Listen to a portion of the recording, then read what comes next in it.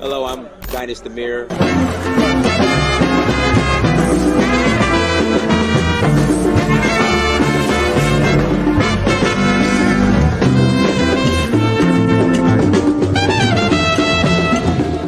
So I reached out to another friend of mine. I said, look, I need to go on vacation somewhere. Where should I go? He said, go to Africa.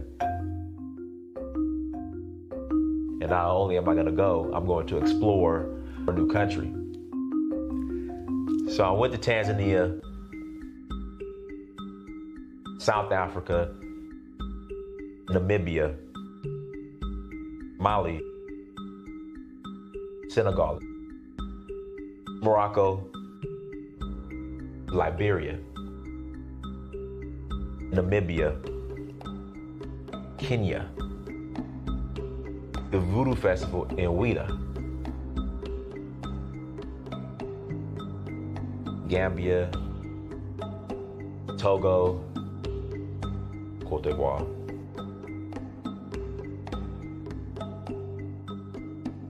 Sierra Leone, Ghana, Nigeria. It's been a beautiful experience, just learning more about our culture, our indigenous culture.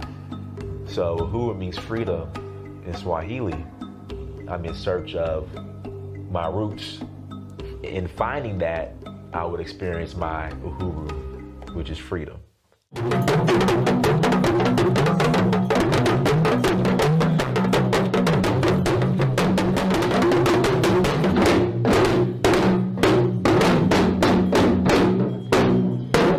Till next time, Dynast Amir, I'm out.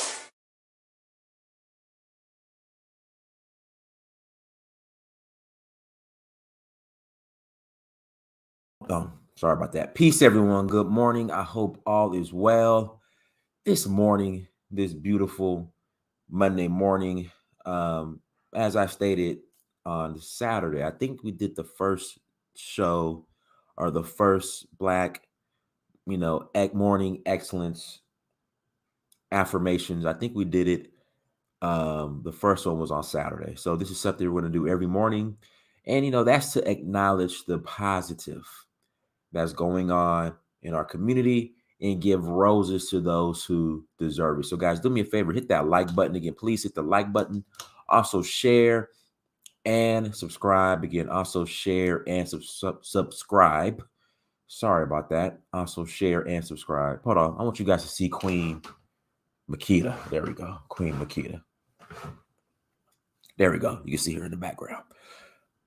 Now, the argument, the debate is, did she really exist?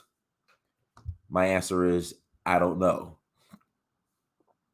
But that's her right there in the background. So everyone say what's up to Queen Makita. And she's also tattooed right here on my arm as well. So shout out to her. So guys, hit the like button, also share, also subscribe. And if you have, shout out to Elvis Morris, who was up early this morning. Again, shout out to Elvis, who's up early this morning. Well, it's really kind of late. It's 7:53 a.m. I've been up since around 5:30. Yeah, I've been up since 5:30. But shout out to Elvis. Nice to see Elvis in the chat room, everyone. Nice to see Elvis in the chat room. If you have not bought the documentary, listen, if you have not bought the documentary, please go to searchforuhuru.com. Again, please go to searchforuhuru.com and buy the documentary. Greatly appreciate it. Again, please go to searchforuhuru.com and buy the documentary. Listen, I want to sell 10,000 copies before November. By this date in November. So by November 19th, before we leave for Sierra Leone, I want to sell 10,000 copies, and it's possible. So listen, if you're watching this, all the energy you've put into, we're going to bum rush Little Mermaid. We're going to bum rush the Black Little Mermaid because, the racist white folks don't want a black Little Mermaid. You need to put that same energy into your black creators. Okay, put that same energy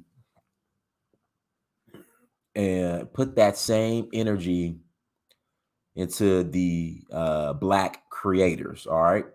So bum rush, search for Uhuru.com, click stream now, click buy now, purchase the documentary. Then it's going to bring you to the documentary site, stream and buy it for $10.99 and stream the documentary. It is yours for life.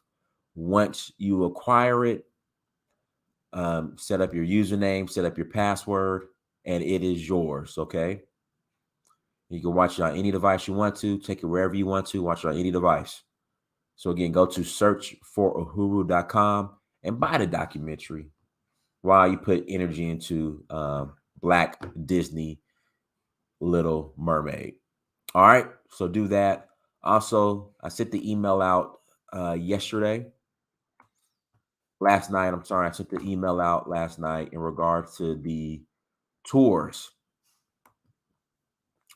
So I've announced the tour schedule and destinations for next year.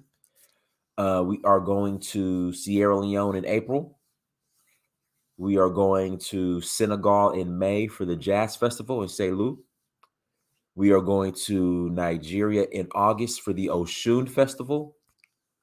And we are going to Zanzibar in November for the Safari Blue Tour. Shout out to Elvis, everyone. The documentary was great. I bought 3 copies and shared it with my mom and wife. They enjoyed it. Hey, shout out to you, Elvis.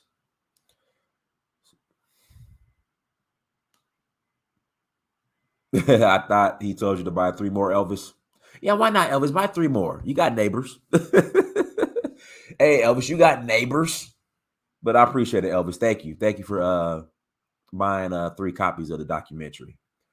But again, go to donfo.africa to learn more about our tours and join us on one of our tours. We would love to have you. Again, we would love to have you on one of our trips. Okay. And then this November 20th through December 3rd, we are rolling to Sierra Leone. Citizenship is available to those who qualify. Again, this November 20th through December 3rd, we are rolling to Sierra Leone. Citizenship is available to those who qualify. We would love to have you on one of our tours. So come and roll with us. Again, November 20th through December 3rd, we are rolling to Sierra Leone. Citizenship is available to those who qualify. Family would love to have you. So that's it. All right. So today we're gonna be speaking on Dapper Dan. Listen, now I wouldn't advise. I mean, if you got the money to, but even if you have the money to, I wouldn't necessarily advise to go out and buy Dapper Dan tennis shoes. I have 2 pair. Okay. I got the black ones and I got the red ones. I can see that. The black ones and the red ones. But me personally, I am a Dapper Dan fan. So, I supported the brother and bought the shoes. Okay. Elvis, the Crimson Tide suck. Okay. Georgia, we're going to win it all this year. We're going to win it all this year, Georgia. So let's learn a little bit about Dapper Dan. Shout out to Dapper Dan. I've actually met Dapper Dan in person. I had the opportunity to meet Dapper Dan in person a while back. Also, I have his book. As well.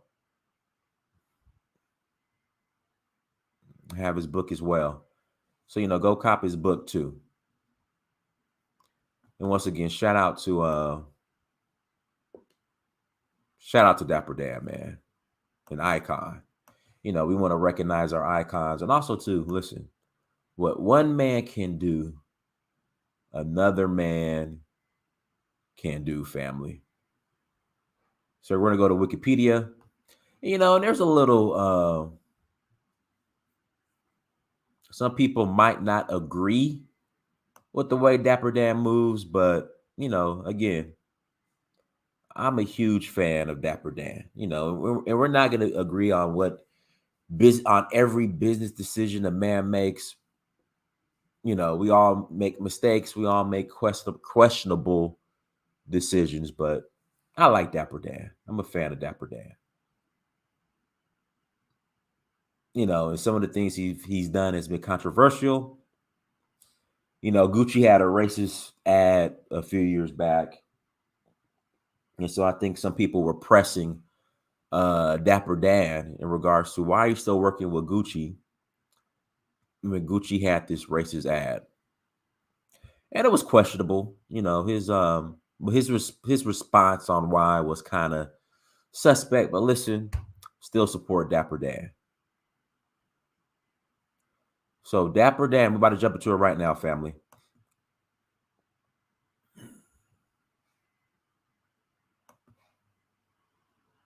This is from Wikipedia. Dapper Dan, born August 8th, 1944, known as Dapper Dan. Daniel Day, Daniel Day, born August 8th, 1944, known as Dapper Dan, is an African-American fashion designer and hater dasher. I don't even know what that means. From Harlem, New York. Gotta look that up later. His influential store, Dapper Dan's Boutique. Guys, Dapper Dan's Boutique is right on Malcolm X. I'm sorry, 125th. Is that 125th? It's right in Harlem. Like you'll walk right by. It's a big brownstone. In fact, whatever street Bob is on, the Senegalese restaurant Bob, which is off the chain, by the way, in Harlem. See, I'm trying to remember if it's Malcolm X or 125th, or 125th and Malcolm X is the same street. Somebody help me out. Any of my Harlem folks in the chat room, any of my New York folks in the chat room. I'm trying to remember if 125th and Malcolm X is the same street. But I know if you're at Bob, okay, say you walk out of Bob and you make a right, the first main street, is that 125th? It's like, and you make a right, it's right there. Okay, we'll figure it out. But it's in Harlem. It's in Harlem. I've actually walked by it. All right. His influential store, Dapper Dan's Boutique, operated from 1982 to 1992 and is most associated with introducing high fashion to the hip hop world. With his clients over the years, including Eric B. and Rakim, Salt and Pepper, LL Cool J, and Jay-Z in 2017, he launched a fashion line with Gucci, with which he opened a second store in Atatelia, Dapper Dan's of Harlem, in 2018. Dan is included in Time's 100 most influential people of 2020. Early life, Dan was born, and guys, cop his book. I have it. It's on my bookshelf. Dan was born in Harlem, New York in 1944, and he was born at home with his grandmother as a midwife. He grew up on 129th and Lexington Avenue with three brothers and three sisters. His father, Robert, was a civil servant, and his mother, Lily, a homemaker. All nine of them live in a 3-bedroom apartment. He recalls horses and buggies still on the streets in his early childhood in the post-World War II days of Manhattan. By age 13, he was a skilled gambler. His success as a gambler helped him finance his first store. Dapper Dan became tired of the street life after listening to a Malcolm X speech. Malcolm X said, "If you want to understand the flower, study the seed." This prompted Dan to indulge in studying at Conte Cullen Library. He soon went back to school and entered into an academic program sponsored by the Urban League and Columbia University. Shout out to Malcolm X, man. And I'm a firm believer, if it wasn't for Malcolm X, the Nation of Islam would not be what it is today. So shout out to Malcolm X family.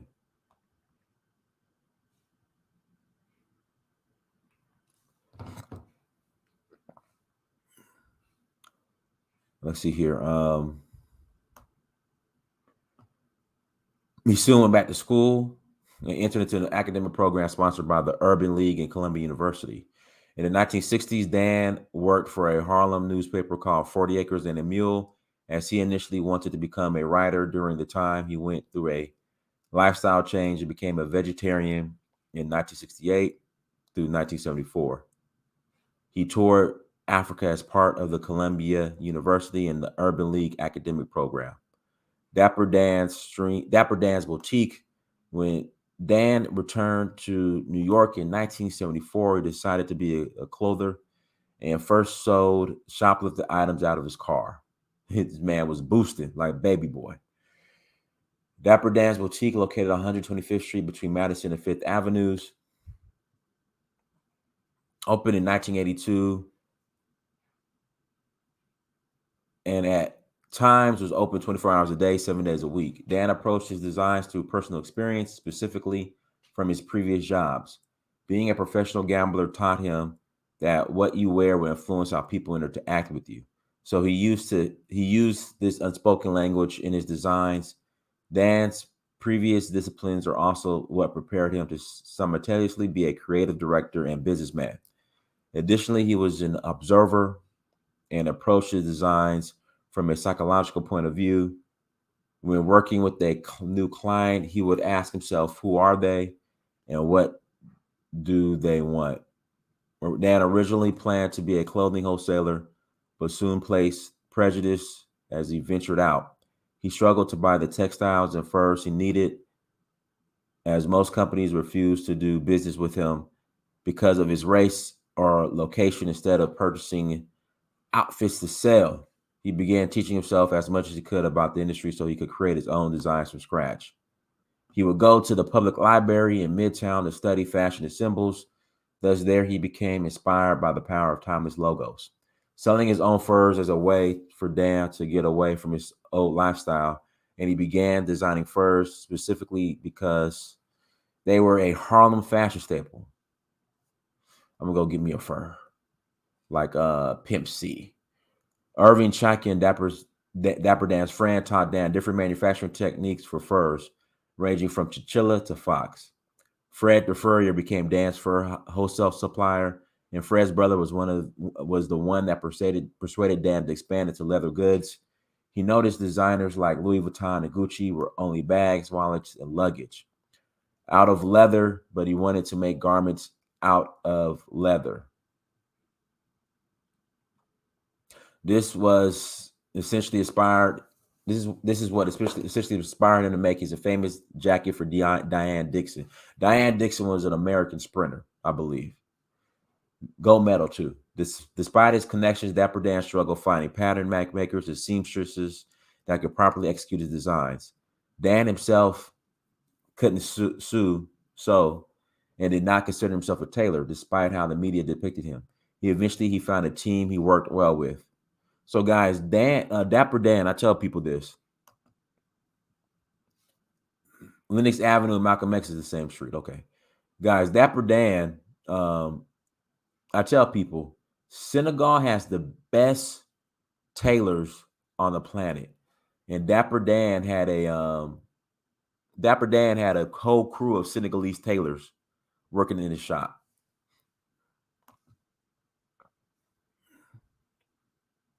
So Dapper Dan referred to his designer-inspired designs as knock-ups, not knockoffs, as he felt they were too extravagant to be called knockoffs. Dan states that he would never design anything that the luxury fashion houses would think of because his designs were too cutting edge. He used fabrics he designed himself after teaching himself textile printing. Notably, he invented a new process for screen printing onto leather and would later also design jewelry and car interiors for luxury automobiles. The opening of his store in the early 1980s coincided with the crack cocaine epidemic and the rise of hip hop music, both of which boosted his clientele. Dan, I know he made coats for Alpo, all the dope boys, Mike Tyson.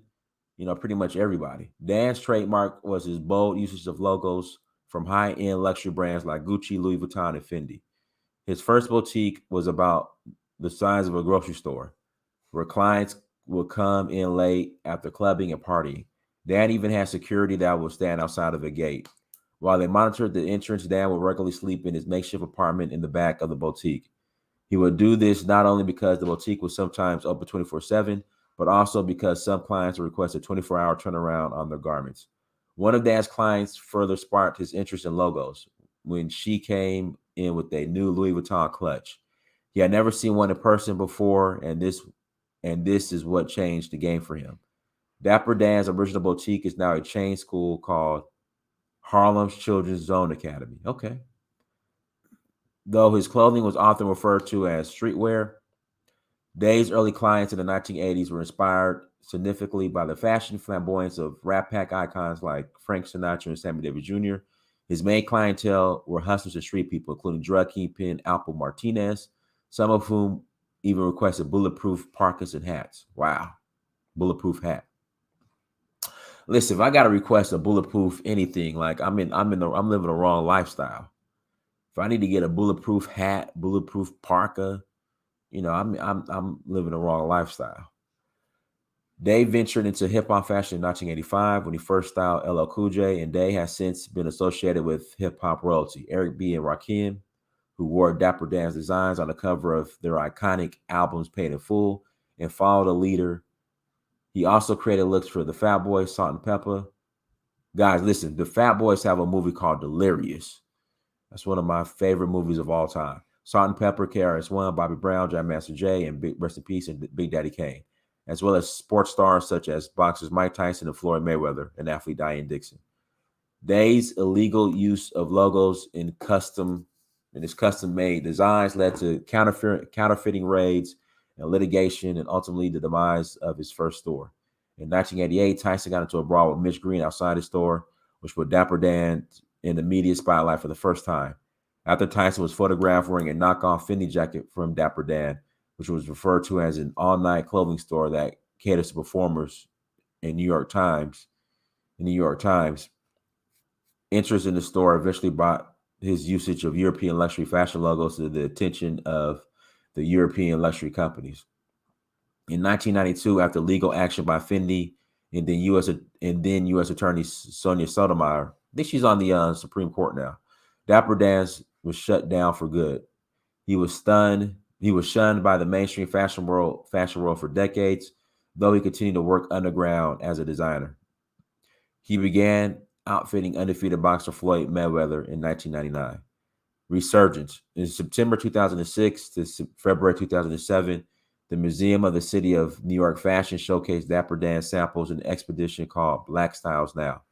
Day's career has been revitalized in the 2010s, and he has found mainstream success since 2017. In mid-2017, in a homage to Dapper Dan's, Gucci's creative director Alessandro Michele, who basically bit Dapper Dan's style, designed a jacket based on a well-known Dapper Dan design for Diane Dixon in 1989. The original was a fur-lined jacket with balloon sleeves covered in the Louis Vuitton logo, which Michele replaced with the double G Gucci logo. Social media reacted when Dixon shared a photo of the Gucci jacket next to her in the original one, with Dixon requesting that Dapper Dan get credit for his original.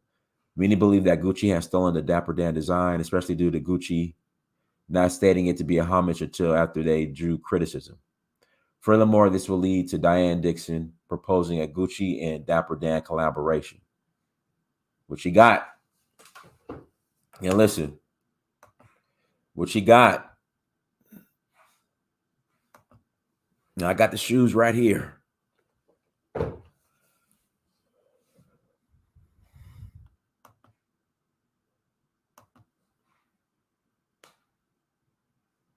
Michele and Dapper Dan used a subcultural when seeking out inspiration for the collection to ensure a unique aesthetic. In 2017, with the support of Michele and Gucci CEO Marco Bizzarri, Day and the Italian brand partnered for a line of menswear. In 2018, Day opened a new atelier on Lenox Avenue. Okay. So Lenox Avenue is Malcolm X Avenue, correct? Somebody said that in the chat. So it's on the corner. Hold on one second. I'll tell you where it's at right now. It's like near the corner of Lenox Avenue and Boab. Hold on one second. Boab. Listen, here we go. Boab Restaurant and 116th. So guys, it's on the corner of like near the corner of 116th and Lenox Avenue. His new store. Oh, it's 121st?